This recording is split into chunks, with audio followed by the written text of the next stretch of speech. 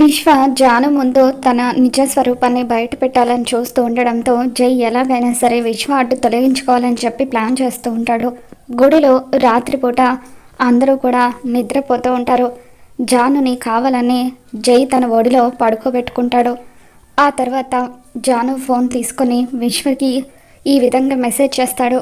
జాను, నువ్వు నాతో ఏదో చెప్పాలనుకుంటున్నావు కదా, వెంటనే కోనేటి దగ్గరికి రా, నేను అక్కడ నీ కోసం వెయిట్ చేస్తూ ఉంటానంటూ జాను మెసేజ్ చేసినట్టుగా తన ఫోన్లో నుండి జై మెసేజ్ చేస్తాడు. ఇక దాంతో జానుకి ఎలాగైనా సరే నిజం చెప్పాలనుకుని రాత్రిపూట కోనేటి దగ్గరికి విశ్వ వస్తాడు. ఆ తర్వాత జానులాగా బ్లూ కలర్ శారీ కట్టుకొని జై తల మీద ముసుగు వేసుకొని కోనేటి దగ్గర వెనక్కి తిరిగి నిలబడి ఉంటాడు. అప్పుడు అక్కడ నిలబడింది జాను అనుకొని విశ్వ, జాను, నీకు జై గురించి నిజం చెప్పాలి, నువ్వు అనుకుంటున్నట్టుగా వాడు మంచివాడు కాదు, నిన్ను మోసం చేసి పెళ్లి చేసుకున్నాడు అని చెప్పి జై నిజ స్వరూపాన్ని విశ్వ బయట పెట్టడంతో ఇక అప్పుడు జై ఒక్కసారిగా విశ్వ ముందుకు తిరిగి విశ్వని కోనేటిలోకి తోసేస్తాడు. ఇక దాంతో విశ్వ నీళ్ళల్లో మునిగిపోతూ ఉంటాడు.